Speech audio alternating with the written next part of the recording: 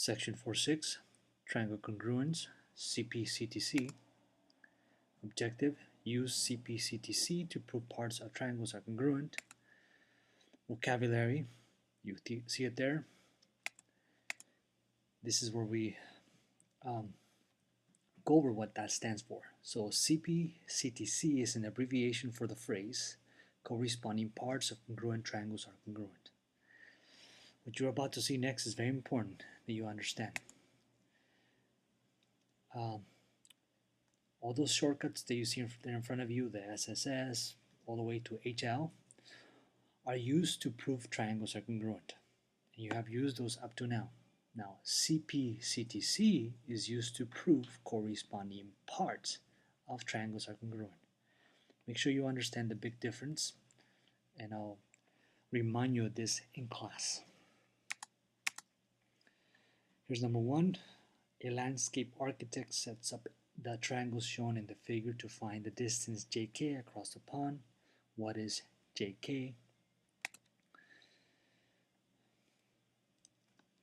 You should agree with that statement.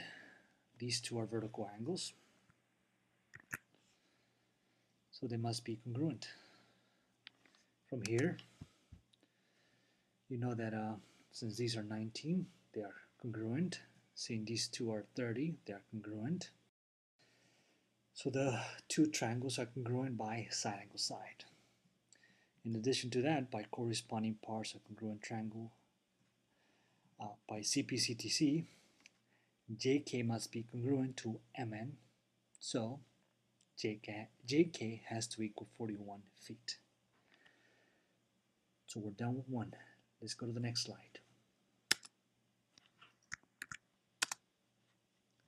Proof. We're going to use this, we're going to prove this using a flow chart proof. So notice that you're given YW bisects XZ, XY congruent to YZ. Let's transfer the information into the picture. So congruent is given. Since YW bisects XZ, you know that this is congruent to this. So here we go.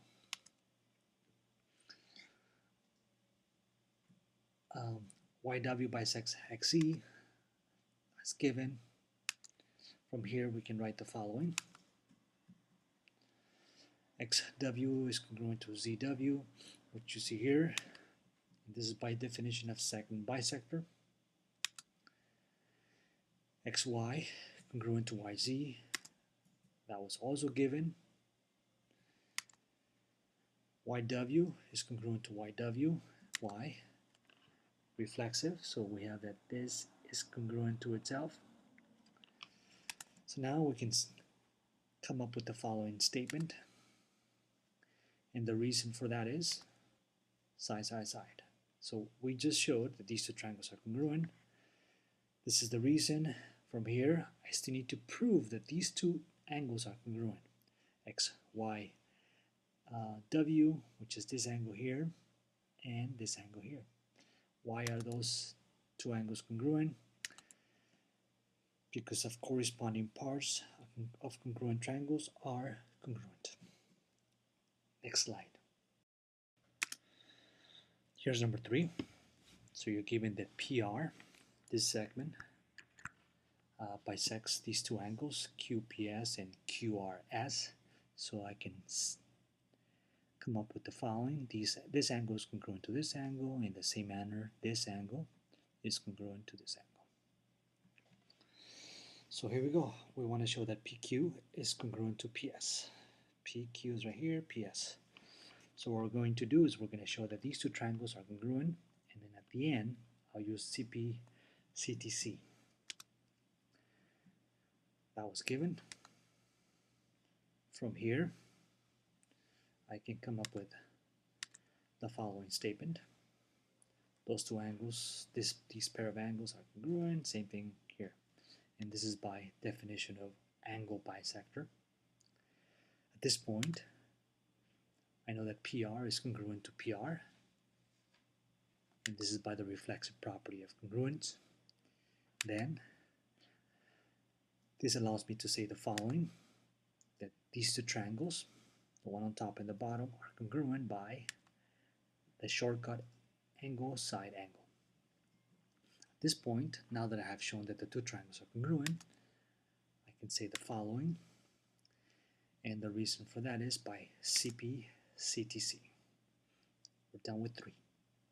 Moving on to number 4. So now we go back to a 2-column proof. Says given that NO is parallel to MP, so let's transfer that information here, NO.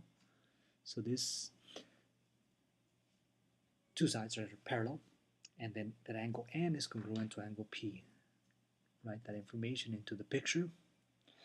So at this point, your goal is to recognize that you want to show that these two lines are parallel, MN and OP. So here we go. This is the given information. Next, I'm going to say that angle NOM is congruent to angle POM. And this is by alternating triangles theorem, because these two lines are parallel and this is a transversal. So let me mark that. So this angle is congruent to this angle. Next, I know that MO is congruent to MO, and this is by the reflective property. So I have an angle on a side, angle on a side. This is enough for me to conclude that these two triangles are congruent by the shortcut angle side. At this point, I can say the following, that this angle, let me change the color, and MO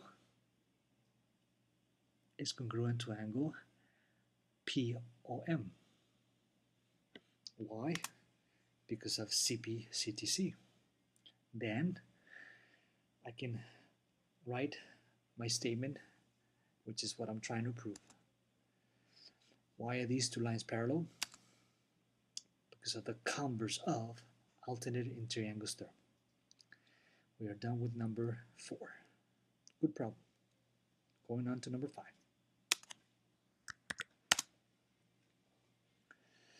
So you're given that you have an isosceles triangle, PQR, and you have base. The base is QR, and you're also given that PA is congruent to PB, and you want to prove that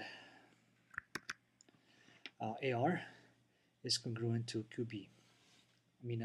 BQ or QB, doesn't matter. So it's going to help you if you do the following for number 5. You can break up this picture and look at it this way, because you're going to be working with these two triangles. And again, this is what you want to show. You want to show that AR is congruent to BQ. So here we go. 2-column proof. You're given that you have an isosceles triangle, and this is the base. So now I can say that PQ is equal to PR, and this is by definition of isosceles triangle. So this is equal to this or congruent. Next, PA is equal to PB. Actually, I should say congruent since they gave us congruence. And this is given. At this point, you know that angle P is congruent to angle P. Why is that? Because anything is equal to itself or congruent to itself, reflexive property. Then you can say that, oh, I forgot to highlight this, PA congruent to PB. So now at this point we can say that these two triangles are congruent by side angle side, and then at this point, now that I have shown that the two triangles are congruent, I can conclude that these parts must be congruent. So here's my last statement, which is what I'm trying to prove. The reason is by CP CTC. This concludes the video.